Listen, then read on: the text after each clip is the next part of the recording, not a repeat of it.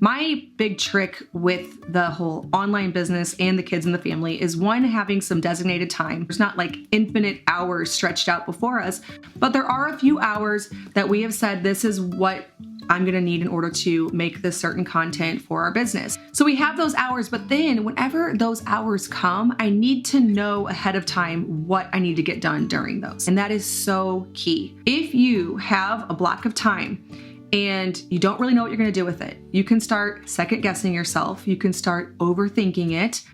My name is Lisa, mother of 8 and creator of the blog and YouTube channel Farmhouse on Boone. Join me as I share with you my love for creating a handmade home from scratch cooking and a little mom and entrepreneur life along the way.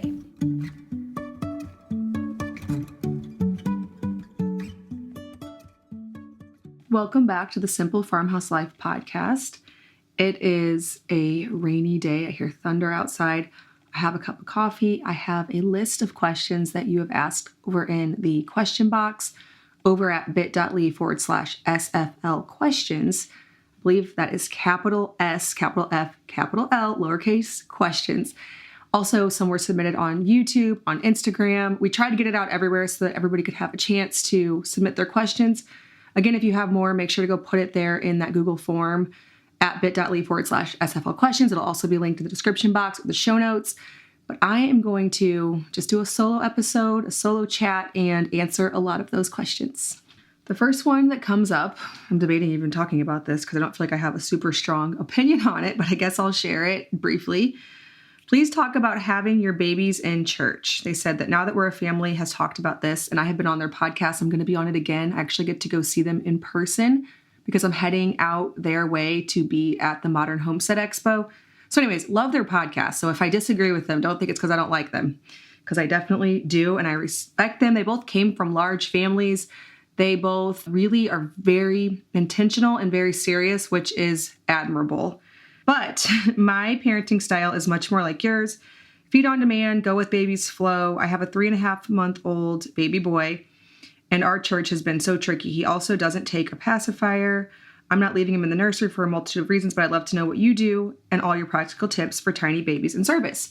Okay, so I go to a Baptist church. It's a very small church, and they're very baby friendly. So everybody in the church, they'd be okay. It's not like the baby can't make a whimper and people be mad about it. That's not an issue at all at our church. However, of course, as a mother, you do feel guilty because, you can't disrupt everybody else's church just because your baby is fussy. So I'm not saying my church would tell us to leave. They definitely would not. But also I do leave to be respectful. And this is a battle that I got really excited about fighting whenever I was first a mom. So my first couple of kids, I was very, very serious. I'd keep them in church. If they acted up, I would take them out, deal with that, and then bring them back. And it was such a struggle. And then after lots of years of being a mom, so I have a 15-year-old, a 13-year-old, an 11-year-old, on down through 8 kids, I learned that pretty much no matter what I did, whether I brought them out during service, brought them to nursery, disciplined them, made them stay in, took it very seriously, no matter what, they all can sit through church at age 6 very easily, just because by that time it's very easy. They're old enough to understand that they should be quiet in a setting like that. And so I'm definitely in the camp now, and this is right or wrong, I don't really know. I'm sure that people have strong opinions, but I guess for the mom who feels very overwhelmed and stressed by this whole thing, like, got to keep your kids in church. If you don't do that, because, this is a young mom asking me this question. So you only have a 3.5-month-old. And so the very fact that you're thinking about this means you're already kind of worried about it. You're realizing it's kind of tough. Your baby's only 3 months old. And I just want to tell you, don't worry. They will eventually sit through church and it will totally be okay. So I wish I had not stressed about that.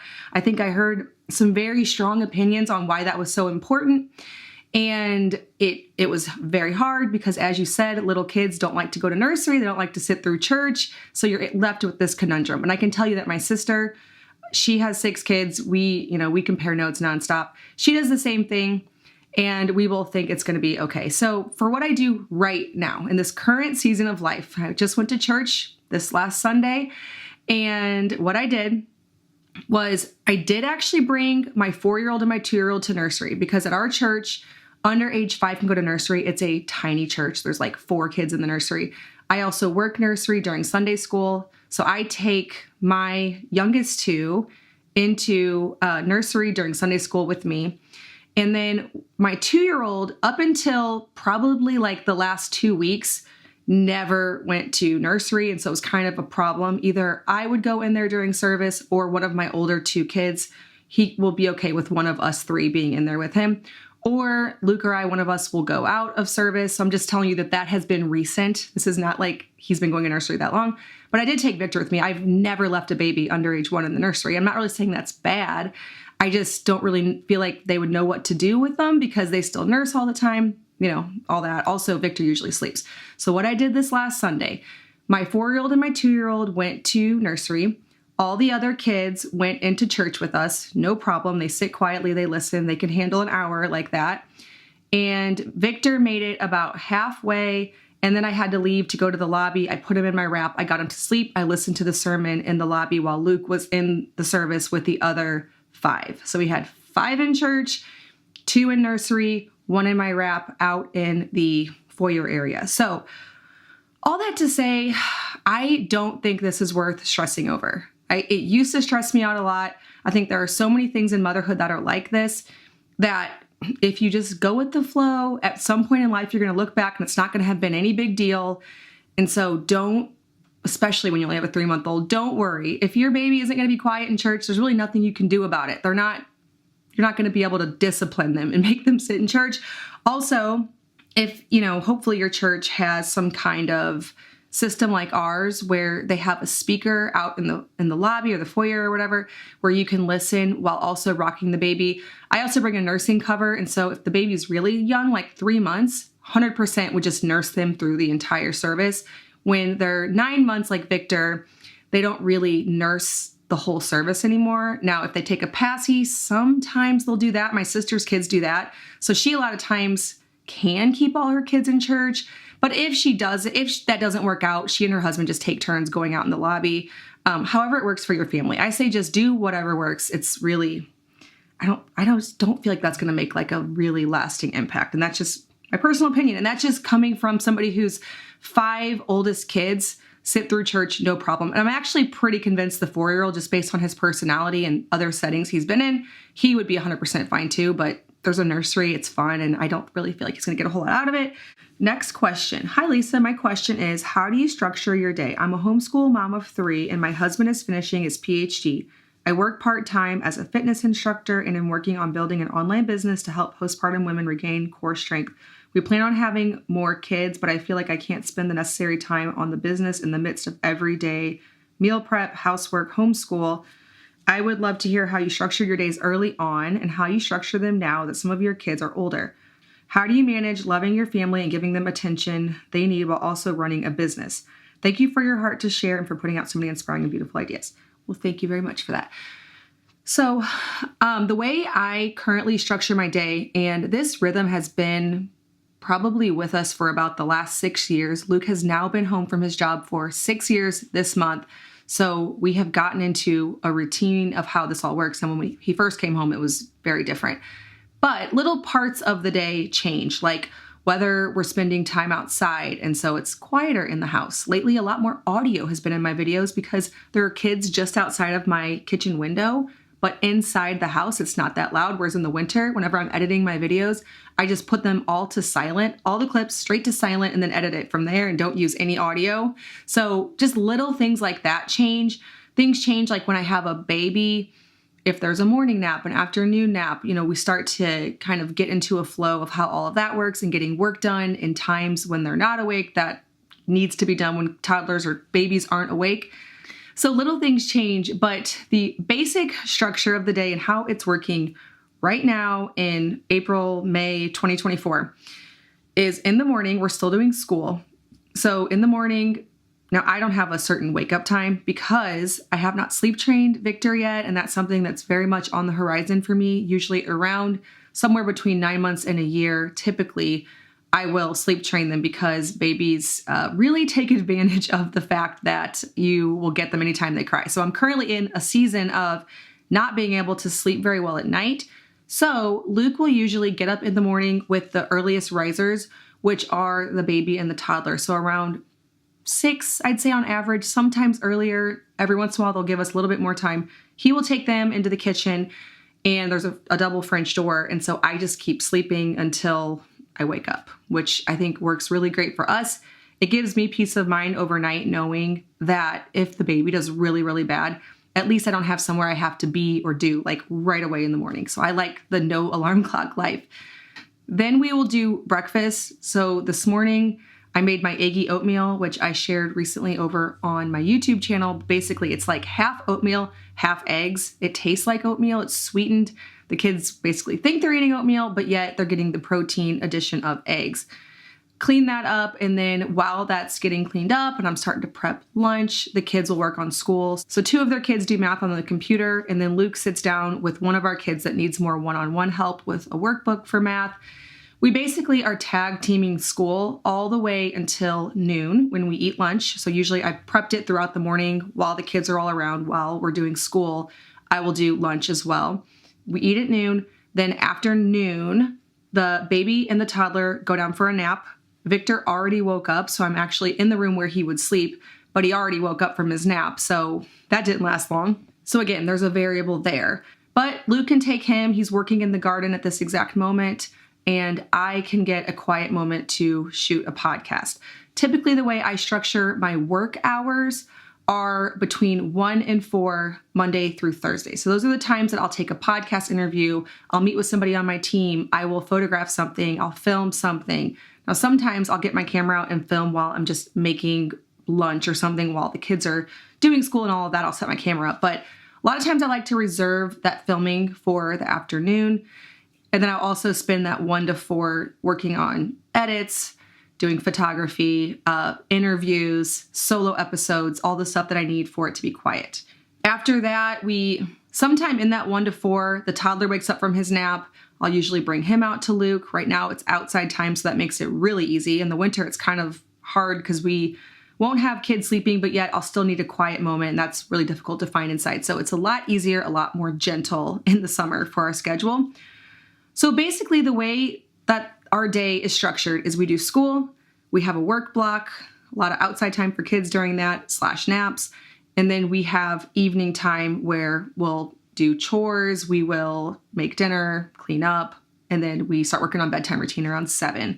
So I think to sum it up, it sounds like you are very, very busy right now. So not only is your husband finishing up his degree, a PhD, so that's difficult. You already have outside commitments with your not your online business, your fitness instructor. You're trying to do the online business. Honestly, I feel like it's too much. And so if it feels like you don't have another hour in your day, that probably is true. Now, if you're home and you can't figure out how to get things done while you're at home, while the kids are there, that's a different challenge entirely. But it sounds to me like there probably just aren't that many hours where you're home, where you have time to work on something. And that's a challenge. So I think with a lot of things, something has to go. So in your situation, and, obviously you can do whatever you want, but I think I would probably pick between any of the outside of home things and the online business, because as long as we're home, we can make all of it work with the situation that we're currently in. But as soon as we leave, like we have plans tomorrow, we have things we have to do, we have to be out of the house, and already there, I'm making my work day way lighter. So I make a list every single day of the things I need to accomplish during that afternoon work block. Like today's block said, record solo podcast episode. That's what I need to accomplish sometime between 1 and 4. That has to happen. But tomorrow I can already see that I can't put very many things in that afternoon slot because we're already going to be out of the house for the day. It's going to get chaotic. We have to do lunch. We're not going to be home to make the lunch. We'll probably mess up nap time because kids will fall asleep on the way home from the thing. So with that, it just might be that this isn't the time to start an online business unless there are some outside obligations that you could lighten up. Also, like with your husband getting his PhD, that's not something that you can really change. So not having that support probably makes it difficult. Now, if there's a certain time that you can count on him being home, like on a Saturday or whatever, you could plan to get a whole bunch of stuff done on that day for your online business. My big trick with the whole online business and the kids and the family is one, having some designated time. We set out expectations. Everybody knows mom has the house during these hours. There's not a lot of those hours, so it's not like I get it all day. I think whenever Luke was going to quit his job, it felt like, oh, I'll have all this time, but still, there just isn't. There's so many family obligations. There's homeschool. There's so many things that both parents need to be involved in. And so there's not like infinite hours stretched out before us, but there are a few hours that we have said, this is what I'm going to need in order to make this certain content for our business. So we have those hours, but then whenever those hours come, I need to know ahead of time what I need to get done during those. So if you have, maybe it won't be like my schedule. Maybe you won't get some afternoon hours, or maybe if your kids are little, you will, because you'll have nap time. That's what I did whenever I was first starting my business. I knew I had nap time, but before that time came, I knew what I was going to work on. And that is so key, because if you have a block of time and you don't really know what you're going to do with it, you can start second guessing yourself. You can start overthinking it. This can happen so easily, because just like for today, whenever I was sitting down to do the podcast, I knew I had to do that. I didn't yet know what questions I was going to answer.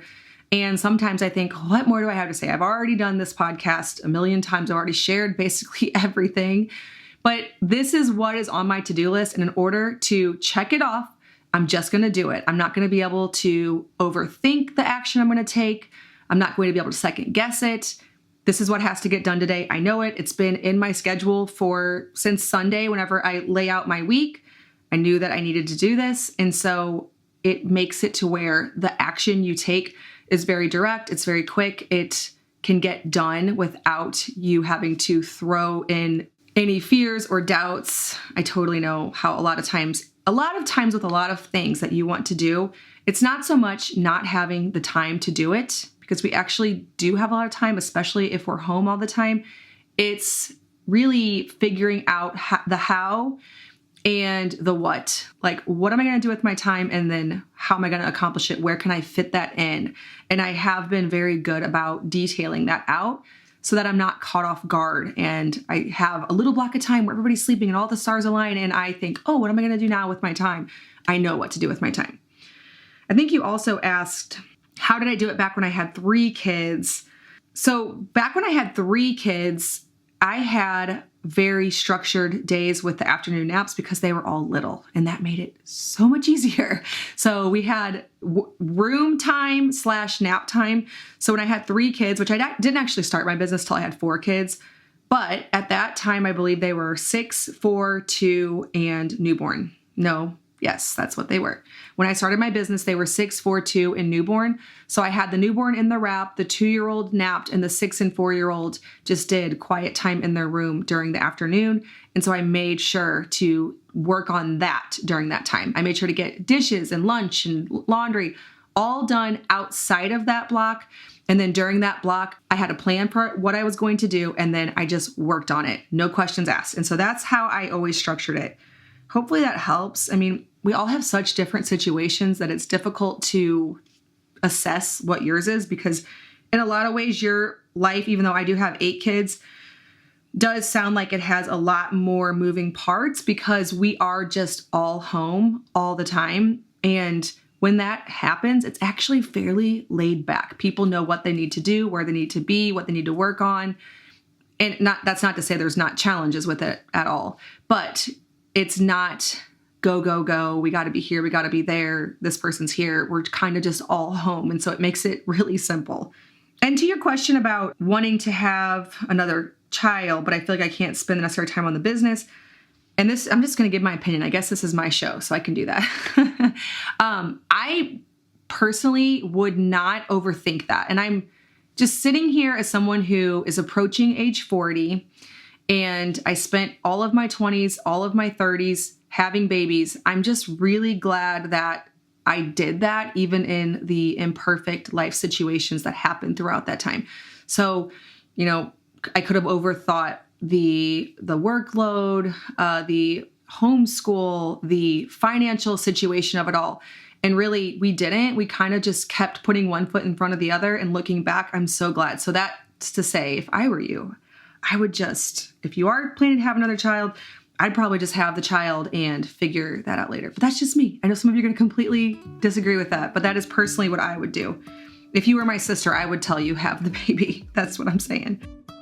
One thing that we do prioritize in our homeschooling and have for many years now, I believe our kids have been learning music for 8 years now, is music. We've used tutors, we've used apps. We have one that plays violin, one guitar, and 2 of our boys just started on ukulele. But another wonderful resource for learning music is with Voteberg Music Academy. They are sponsoring today's episode. You can use code LisaBass50 to get 50% off of your first month. Music lessons don't need to be expensive, boring, or stressful. Voteberg Music Academy offers online lessons that siblings can share in the comfort of your own home. Instead of dragging kids to lessons and paying hundreds of dollars a month for one student, you can use my code LisaBass50 to get 50% off the first month your children are learning piano, fiddle, guitar, mandolin, or ukulele at VotebergMusicAcademy.com. For only $15, get weekly lessons and practice printables, 24/7 access to your instructor, live student onboarding calls, and video vaults that provide dozens of extra lessons for students who want to progress faster. With Voteberg Music Academy, you will never have to nag your children to practice as they work toward earning badges on their success path and performing for community student showcases. Again, don't forget to use my code LisaBass50 to get 50% off your first month of music lessons. And give your children a lifelong love of music at VotebergMusicAcademy.com. Someone says, this is a simple question. Can you use a bread machine to knead/rise sourdough instead of doing stretch and folds? Yes, you can. So you can head over to farmhouseonboone.com. That's my blog if you're not familiar, and search bread machine sourdough. And it's there. And my sister, I ended up giving her my bread machine because I actually prefer the stretch and folds, but she has worked that thing to death. She has done the recipe hundreds of times in that bread machine. It's just very straightforward. You pour the ingredients in, press a couple buttons, and it's very hands-off. So yes, absolutely. Someone says, have Roots and Refuge on the podcast and have Amy Fuel on the podcast. Those are 2 separate questions or recommendations. They've both been on there. So make sure to go over to the Simple Farmhouse Life podcast on either your favorite podcast player or on YouTube and search for those names. Or if you just put up in the YouTube search bar, Simple Farmhouse Life, Amy Fuel, Simple Farmhouse Life, Roots and Refuge, you will find those. Okay, I always get so many baby sleep questions, and honestly, you all should go somewhere else for that. Currently have a 9-month-old who wakes up about 8 to 10 times per night, and I know what I typically do. So I usually just deal with it, spoil them rotten, put them in my bed, latch them on all night long, or put them in their crib, nurse them every time they wake up, all night long until I feel like it's time. We're approaching that for sure, but I never want to do it too early because if I do it too early, it doesn't work. I have to try it again. But I usually do end up doing some form of cry it out. I know that people hate that, but I have never had a child magically sleep through the night at any age. So I've gone much longer. They still never do it. They just want to nurse literally the entire night. And so for me, at some point, it just has to happen. They need to sleep. I need to sleep. We haven't gotten there yet. Now for naps, it's the same. So Victor has been in a very good nap pattern for a while, usually somewhere around 7 or 8 months, probably, maybe a little bit earlier sometimes. I think Victor was a little bit earlier because he just would not sleep in my wrap for very long periods of time. I realized that they need a nap schedule. And so I will nurse them. I will lay them down. If their eyes pop open, they start crying, I just walk away. And usually it's not too long before they fall asleep. And then after several times of doing that, even several, after a few times of doing that, they know the whole routine. I put his little sleep sack on him, nurse him, lay him down, and I walk away. He might fuss for 5 to 10 seconds, or he might not fuss at all. Typically at this point, he doesn't fuss at all. So the nap thing is wonderful, but we have not tackled the night. And for some reason, those are very separate for my kids and probably for all kids if it's like that for all of mine. So I usually will do the nap for a while, and then it's a while before I will do the night thing. I have plans and thoughts about how I might do it this time. I might actually put him somewhere else in the house because I think having him right next to me, even though I have a curtain around his crib, still they know that you're right there. And that's been a bit of a challenge because we've never had a separate room for the baby. And we've done like the bathroom and things like that. But currently where we are, we don't have a separate space. We don't have a closet or anything or a bathroom. And so It's a bit of a challenge, but I know that once I do it, it takes like 1 or 2 nights and that's it. And then the baby sleeps the 12 hours and my babies always ultimately are great sleepers from about 1 on, but it's just getting there and we're at the tail end of it now. So yeah, I'm probably not your sleep person. I will tell you that several friends of mine use and recommend taking care of babies. I have never tried those. Actually, my husband and oldest 2 boys recently went to a comedy show, and this comedian made a joke about his wife paying for sleep programs. And the joke, Luke tried to relay it to me. I didn't actually hear the comedian. All I heard was his relaying the joke to me. But he said that his wife basically paid for someone to tell them to put the baby to bed earlier and to not get them and let them cry. And if that's not the truth, all the sleep stuff that I've ever read, they always are telling you to put the baby to bed earlier. You're getting the baby overtired. That's the problem. And I definitely have figured that out. I feel like as long as our last nap and the bedtime are close together, they sleep later in the morning, they sleep better.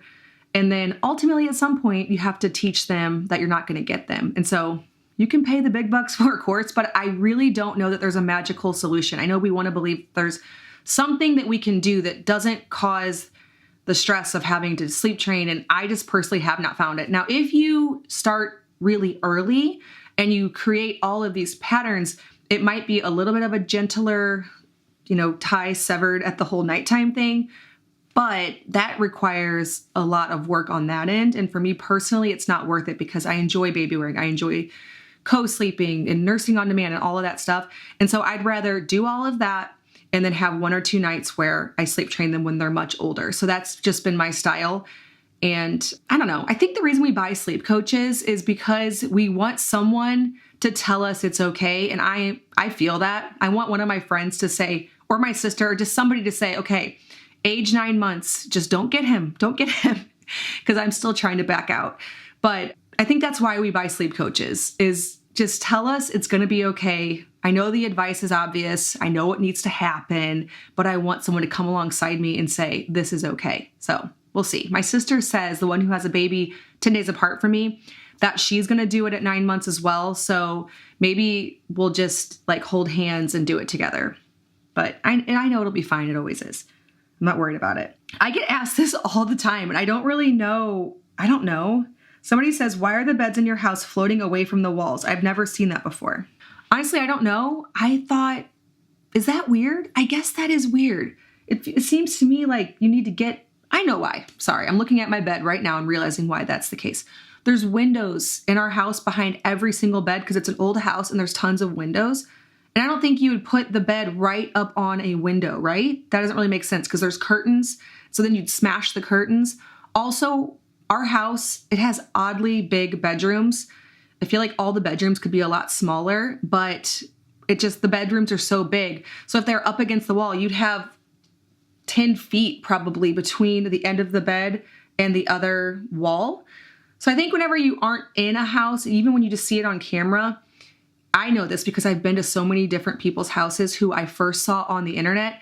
It just feels different. And I think that's probably the reason. So I think it just feels better in this house because of the windows, because of the size of the rooms. So it's not like some big decision, like this is the reason I have these big opinions on this. It's just, I guess, what works best in this particular home. Oh, how do you keep your van clean with a big family? We're a family of 7 and we have a 12-passenger van and I have a hard time keeping it clean. She says, I give myself grace knowing that, and then it cut off. I don't know how to get this spreadsheet to show the rest of this question. We don't. So if you were to go in our van and go under all the seats, it'd probably be horrific. That's just something that I feel like I used to worry about all the time. Now, that's not to say we don't clean it out. We try, every time we get home from somewhere, I tell every kid, come in with full hands. Nobody's allowed to come in the house with just nothing. You have to bring stuff in, shoes, socks, trash, all the things. So, okay, it's not destroyed, but it can be. I wouldn't put it past us. That can happen. We don't have a cleaning schedule or, every Saturday we clean the van. It's kind of on the fly, everybody bring a bunch of stuff in. And then usually sometime after a while, I'll realize that little bits of things got left here and there when you do like a full clean out, but it's not all that clean at all. I love the beige stoneware bowl that you use all the time, where you got it, or was wondering where you got it. So I get those at antique shops. I try not to pay more than $20 or $30 for them because they are very breakable. We have a cast iron sink and we have quartz countertops. So at some point, every bowl that enters this house will break. It's just a matter of time. So I buy them every time I see them at an antique shop. I'll even, if I have too many, I'll still grab more because they will at some point get broken. I don't really baby them, but I also just don't pay a whole lot for them so that it doesn't break my heart whenever they break, because we use them for compost. We use them for mixing. We have kids everywhere. So that does happen. Okay, the last question I want to take, because this is probably going to be a long-winded one, is on the dairy cow. So I got an email and I told her that that was a really good idea for an episode and that I would love to address it. So here's the email. Hi, Lisa. I don't have any social media, so I wasn't sure how to throw this out there and hope that maybe you will see this. Again, if you do want to ask questions, don't forget bit.ly/SFL. Those are capital questions. You can enter them there. This lady did email me and that's totally fine too. Lisa@farmhouseonboone.com if you want to do that. Okay, I was wondering if you would consider doing a podcast episode on your family milk cow journey. You haven't said a lot, but I know you've occasionally mentioned struggles with your Guernsey cow's milk flavor and then your Jersey cow now being dry. I would love to hear your journey and compare and contrast to my own. We also have a few milk cows and a large family. I had grand ideas of raw milk and homemade dairy products and cheese, and honestly, it feels like a big flop. I don't love my cheeses. I now have 2 cows with subclinical mastitis and a third who doesn't want to give milk calf sharing. It started out so lovely and has become quite overwhelming. I may be reading into your situation all wrong, but you always hear the lovely milk cow scenarios online, and I'm finding my reality to be a bit different 4 years into the process. Okay, so I have had a similar experience to this email, to be completely honest. So I've talked about the whole dairy cow journey on here a lot and on my YouTube channel, and I don't feel like I have it completely figured out. We have been milking animals between goats and cows for 5 years now, and although I didn't really enjoy milking goats, and I do like milking a dairy cow so much better, and I love the milk, and I love the abundance of it, in this current season, we are not milking cows. The reason, well, there's a few reasons. One is, and I have not shared this on YouTube. I know this is YouTube if you're watching the Simple Farmhouse Life podcast on YouTube, but on my much larger channel, Farmhouse on Boone, I just anticipate the backlash of certain things. So our dairy cow actually did pass away. So we do not currently have a cow at all. The Guernsey is at my sister's farm and she's bred out there. I don't think we're going to really milk her though anymore. And our Jersey was doing great. She started to dwindle on her milk production. We noticed she was losing weight and she was also declining in her production. And so we dried her off. We made the decision that we're going to dry her off, give her lots of alfalfa, lots of grain. We started feeding her extra grain per the vet's recommendation. Well, she ended up taking a turn for the worst, and we think the vet believes, we did not actually conduct an autopsy or anything, but the vet believes that she got something called hardware disease, which means that they find somewhere on the farm something metal and it gets down into their rumen sac and it can cause like a cascade of so many different issues and they ultimately do die. So that is what we believe happened. We do not know how she got that. And our vet did try to put a magnet. That's actually something they do. And some people, some larger dairy operations, we've learned since, put a magnet down in their cow's stomach just to attract the metal in case that would happen, because it's actually fairly common. Our vet said he sees this. I thought he said 30 times a year. But that would be crazy. Is that what he said? It was a lot. It was a lot of times per year that he sees this. So it's not out of the realm of normal. But that really doesn't have a whole lot to do with this topic because we can get another dairy cow should we choose. I still have a lot to share about it. And that's not actually why we aren't currently milking. We dried her off before we knew that this was happening. So she did not die. And then that's why we stopped getting milk.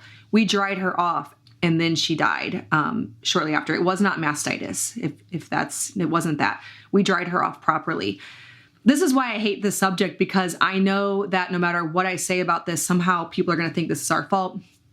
It's not. We did all the things with the vet. We did not neglect her health. Something happened and we think it was that hardware disease.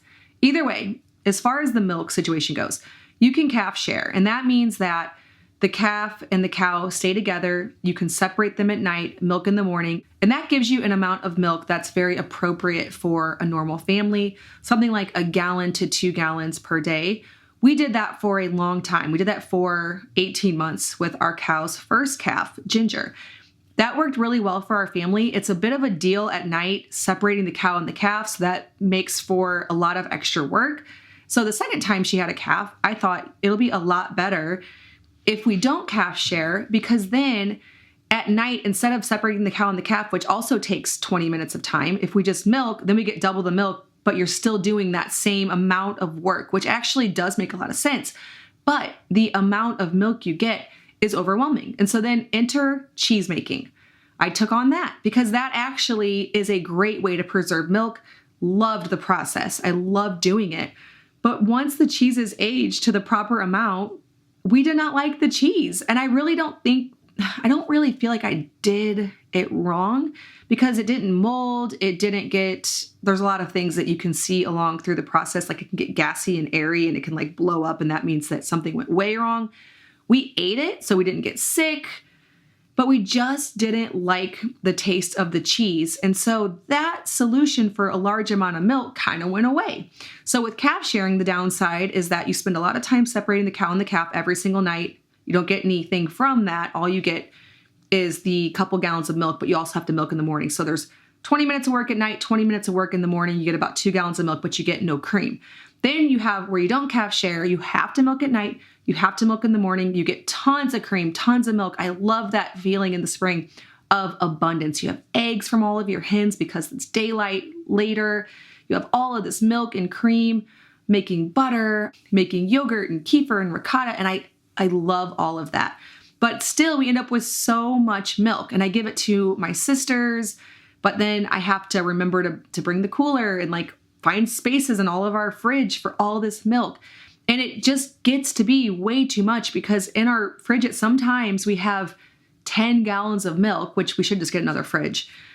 But it's dealing with all of the milk, all of the shuttling of milk around, and ultimately, I have local farms that I can get raw milk. So the same product from at any time without having to waste, not really waste, because I end up giving it to people or making cheese. I never really wasted it, but it's a lot of work. And so I guess I haven't thought of a particular solution. We have talked about getting another dairy cow. It's not that we're never going to do it again. Kind of thinking later this fall. So this summer, we have 3 different trips planned. I'm speaking at the Modern Homestead Expo, which by the way, the Melissa Norris, who is doing the Homestead Expo, she gave me a coupon code. So this would be a really good time to share that.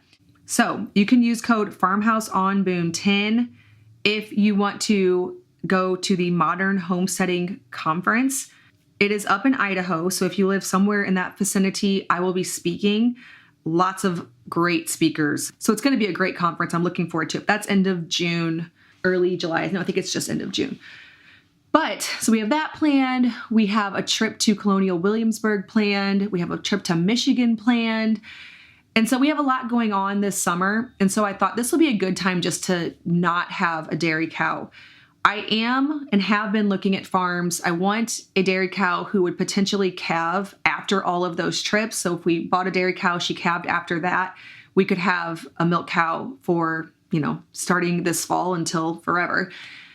And I think next time around, so my solution for this, I do believe that we will calf share again. It definitely was overwhelming without having any break at all. If you don't have a calf share, you have to milk morning and night. No exceptions. There's no just, skipping a milking. Whereas if you do calf share, as long as you don't pluck the calf and wait 12 hours to milk, you don't have to milk. So if you go on a little weekend trip, just leave the cow and calf together.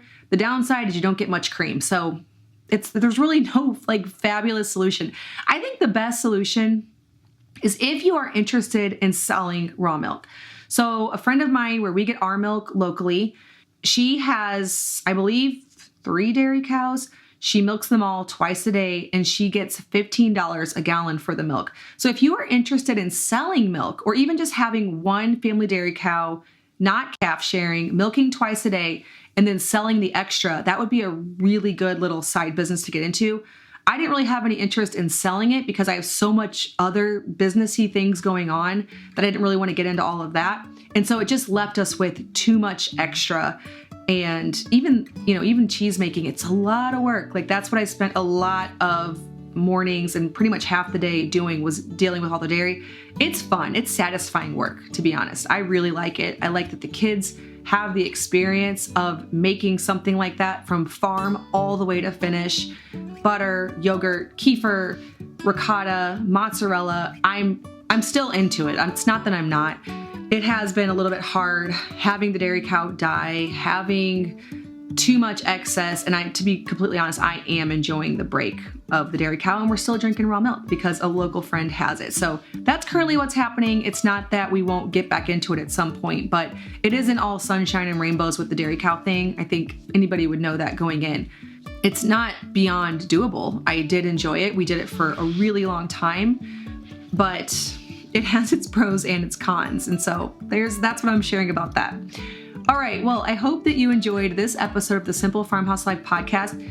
I sometimes forget that there are people on here who maybe found this podcast through Spotify or Apple Podcasts or Amazon Music and don't know anything about my brand. So if you don't follow along, I have this podcast, Simple Farmhouse Life, of course, but I also have a YouTube channel, my main YouTube channel and blog called Farmhouse on Boone. So you can follow along with our daily life, with new recipes on farmhouseonboone.com, or by heading over to YouTube and searching Farmhouse on Boone. You can follow along there. And I would love to have you following along. All right, well, don't forget to submit more questions if you have them, and I will see you in the next episode of the Simple Farmhouse Life podcast.